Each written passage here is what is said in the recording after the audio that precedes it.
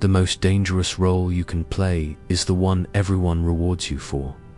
Your phone lights up. Someone needs advice. Someone needs reassurance. Someone needs you to be strong again, so you answer. You always answer.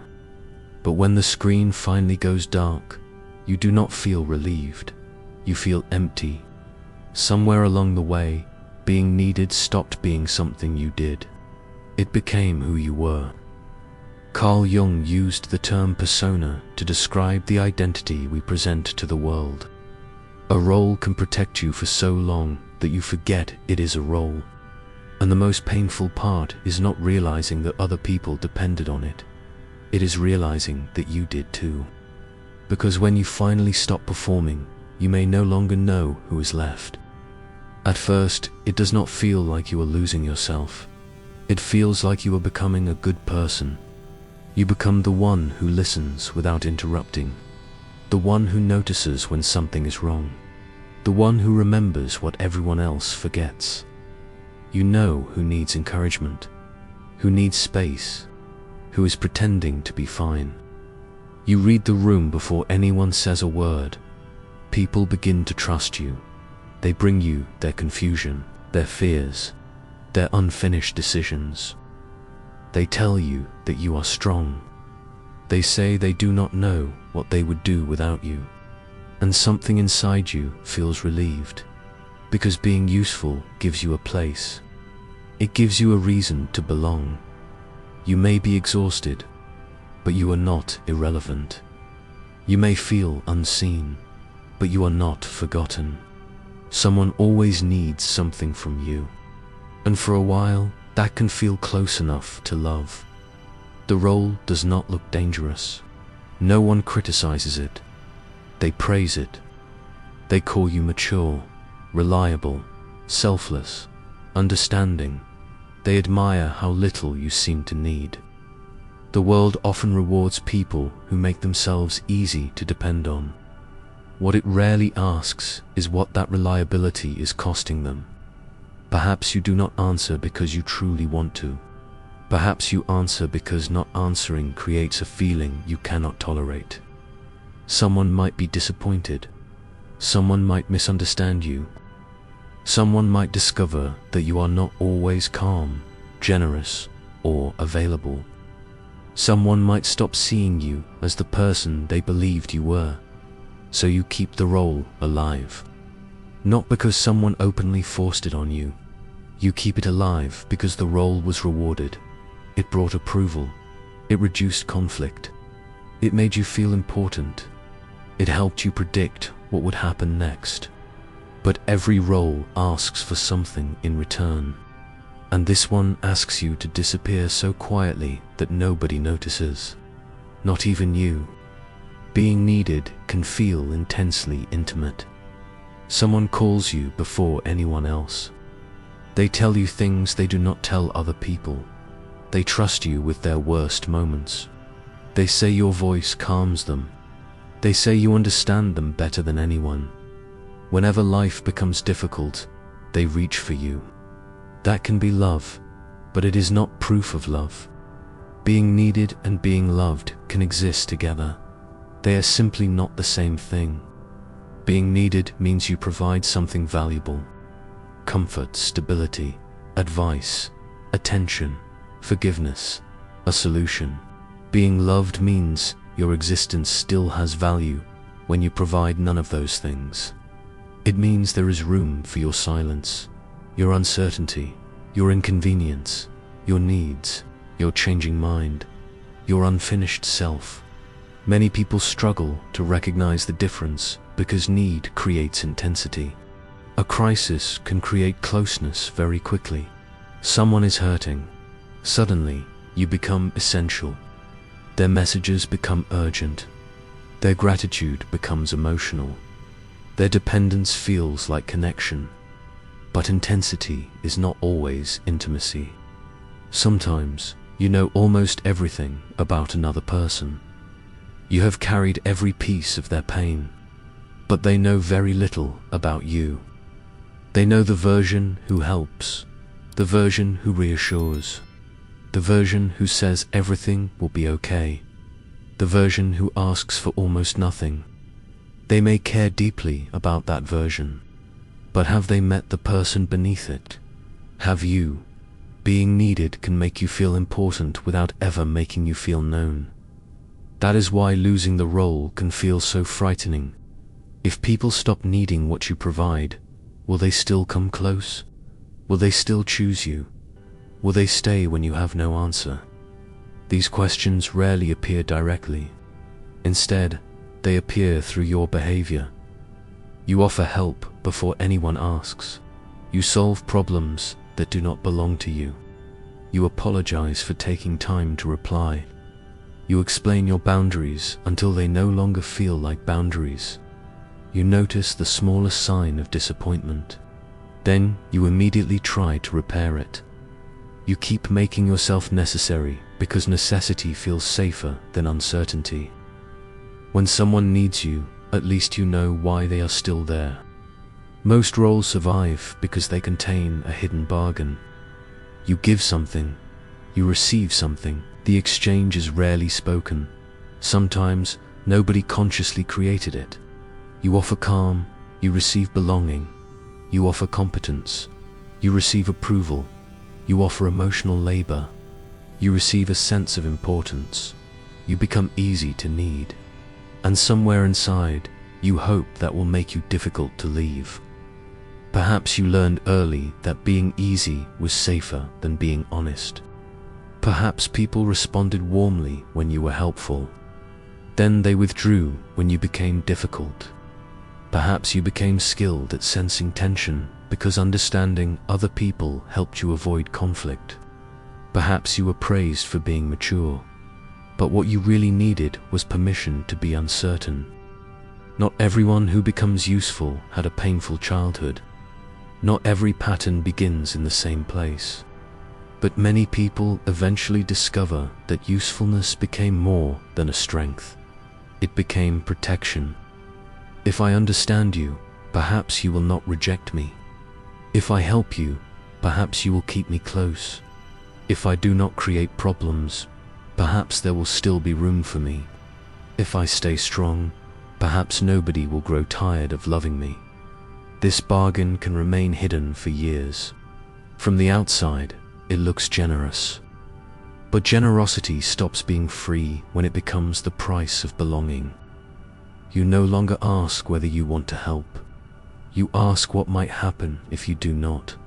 That difference changes everything. You did not only learn to support people, you may also have learned how to make yourself difficult to abandon. And the strategy works. At least for a while. People return. They trust you. They depend on you. But the relationship slowly becomes organized around your function. You are the listener, the rescuer, the responsible one, the calm one, the one who forgives first, the one who understands why everyone else behaves badly, the one who survives without asking to be carried. Every role removes certain risks. It also removes certain possibilities. When you are always the strong one, nobody learns how to comfort you. When you are always understanding, nobody has to understand you. When you are always available, nobody has to wonder whether they are asking too much. And when you never reveal what the role costs, other people may honestly believe it costs you nothing. Jung did not describe the persona as something inherently false. We all need a social identity. We speak differently to a stranger than we do to someone we trust. We adapt to our work, our families, our responsibilities. The persona helps us move through the world. The danger begins when the adaptation becomes the entire identity. The mask is no longer something you wear. It becomes the only face you recognize. You say you are fine before you have even checked. You offer support before noticing that you are angry. You agree because disagreement feels physically unsafe. You tell yourself that you do not mind, because admitting that you do mind would threaten the person everyone expects you to be. Over time, the parts you suppress do not disappear. They simply become harder to hear. Your preferences become quiet. Your resentment becomes confusing. Your body becomes tired in ways that sleep does not fix. You become irritated when someone asks for something small. Then you judge yourself for feeling irritated. You withdraw. Then you feel guilty for withdrawing. You long for space. Then you become anxious when space arrives.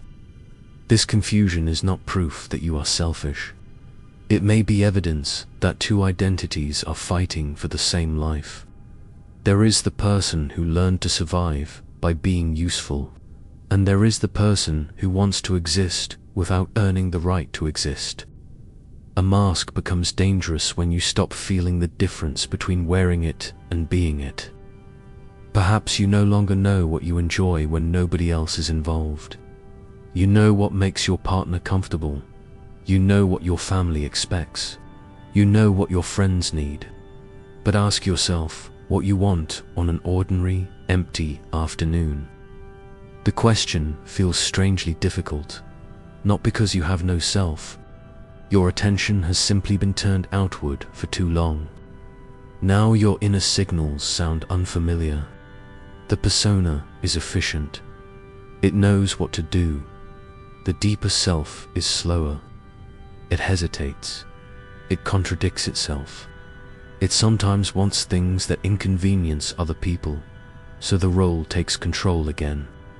It answers the message. It accepts the invitation. It offers the solution, and everyone relaxes. Everyone except the part of you that was trying to speak. Eventually, something changes. Perhaps you become too tired to keep responding. Perhaps someone asks for one thing too many. Perhaps you realize that the conversation has been moving in one direction for years. Or perhaps nothing dramatic happens.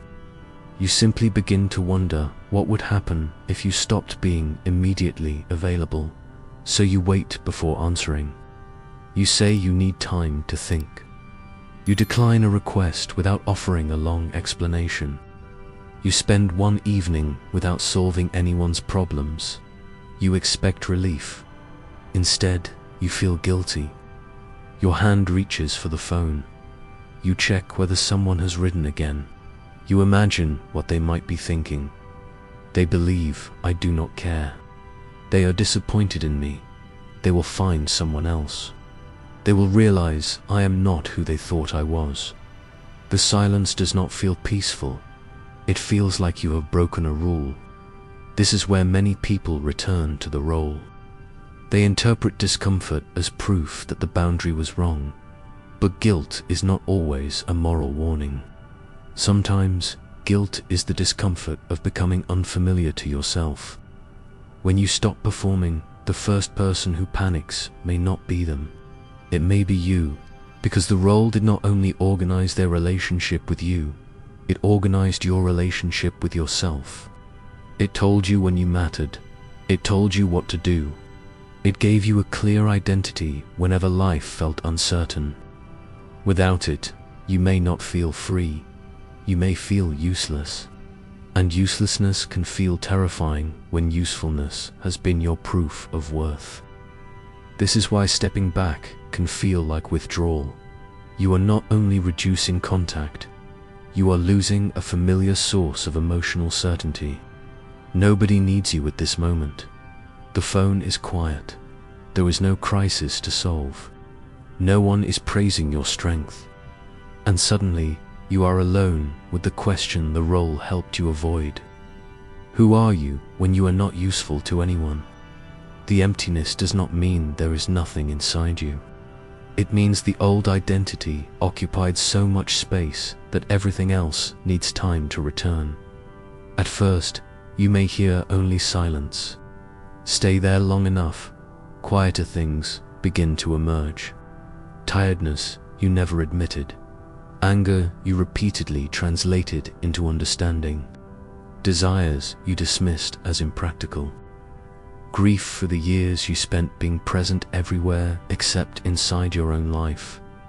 The silence is not punishing you. It is showing you what the role kept hidden. The clearest way to understand a relationship is not to ask how someone treats you while you are useful. Notice what happens when the role stops working. What happens when you say no? Healthy love can feel disappointed. It can have needs. It can ask questions. It can even react imperfectly. But it remains capable of recognizing your right to choose. A relationship organized around your function experiences your no differently. Your boundary is treated like betrayal. Your delay becomes rejection. Your need for space becomes proof that you have changed. And perhaps you have changed. You are no longer making automatic access look like love. Love can survive your no. Dependence often experiences it as a threat. One reaction does not define an entire relationship. People have difficult days. They misunderstand. They become afraid. Look for the pattern. Does the other person become curious about your limits? Or do they try to make you regret having them?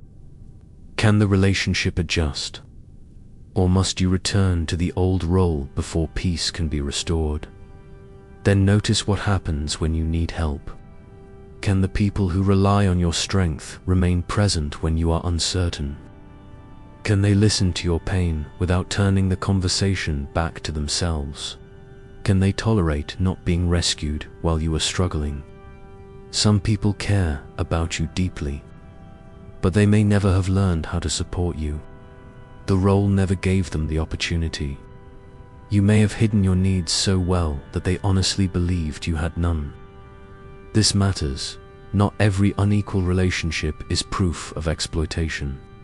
Sometimes you helped create the pattern by never revealing the whole truth. That does not make the imbalance your fault. It means changing it will require more than silently withdrawing and waiting to see who notices. It may require allowing yourself to become visible. You may need to say that you are tired, that you do not know, that you cannot carry this today, that you need support without offering anything in return. Then notice what happens when you have no solution, when you cannot repair the mood, when you cannot make the decision, when you cannot be the wise one. Do you still feel worthy of remaining in the room?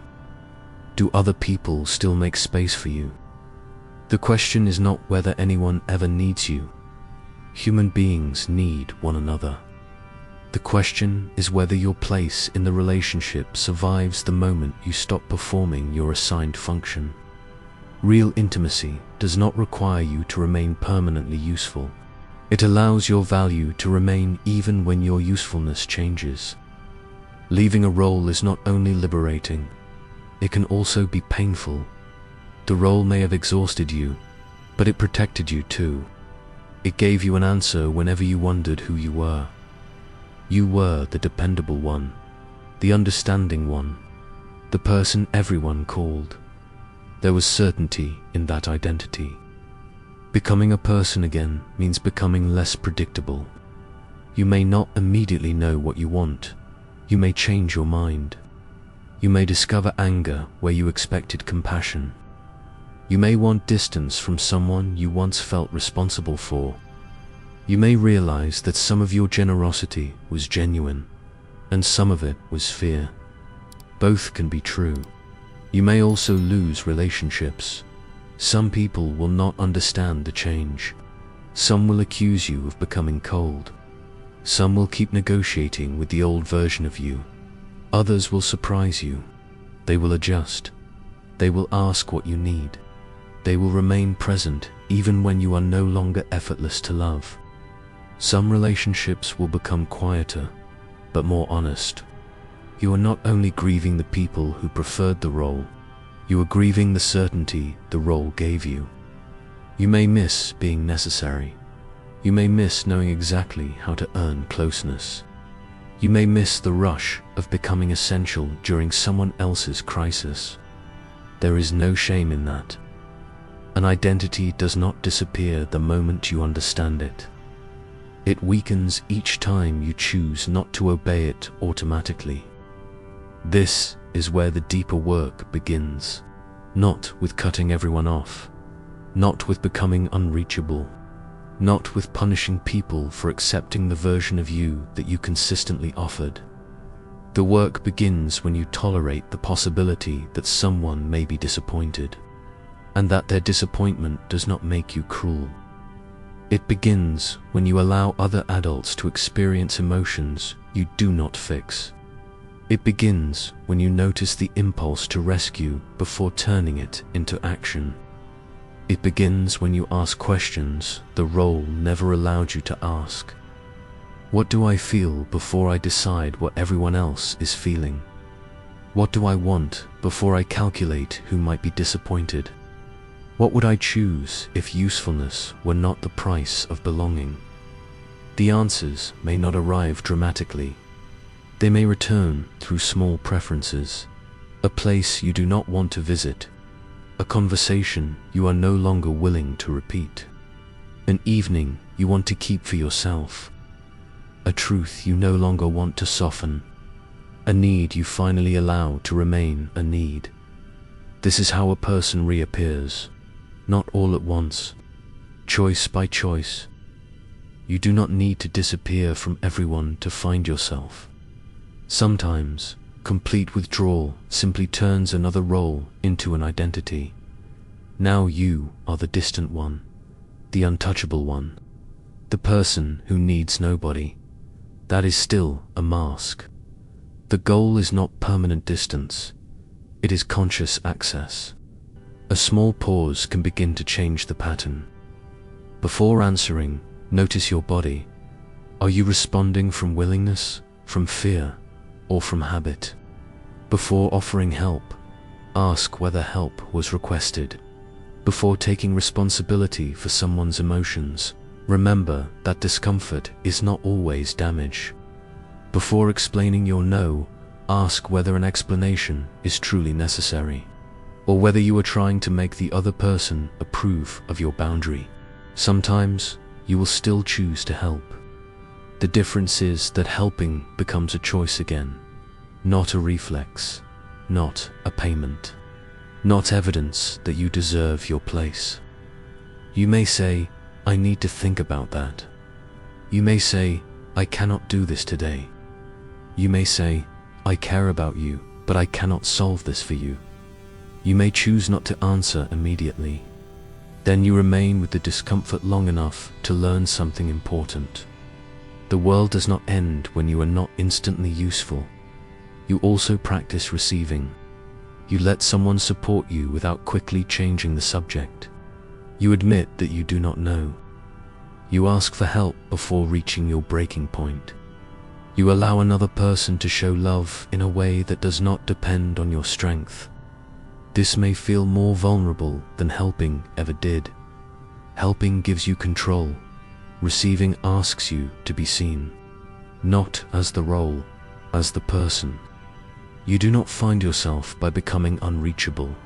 You find yourself by becoming reachable to yourself.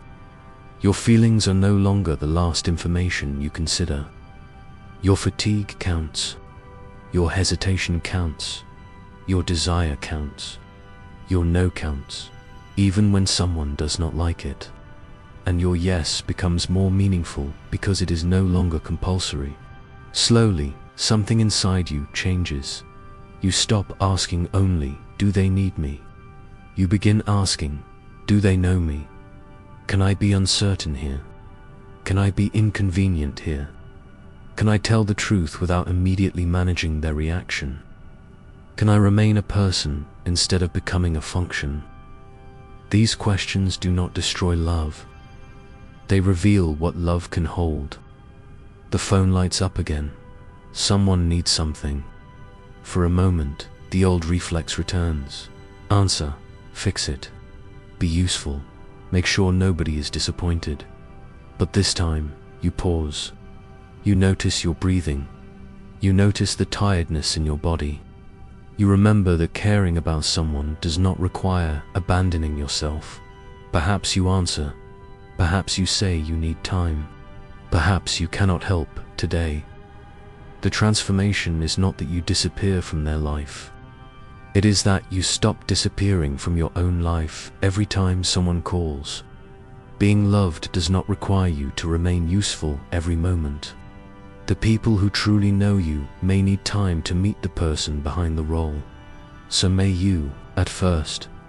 That person may feel uncertain, unpracticed, quiet, but she is there. She was always there, waiting beneath the strength, beneath the usefulness, beneath the version everyone learned to need. And perhaps the day you realize that being needed is not the same as being loved is not the day you lose your place in the world. Perhaps it is the day you finally begin to occupy it. If this gave words to something you have felt but could never explain, subscribe to Inner Proof. Here, we name the truths you sensed before you knew how to understand them.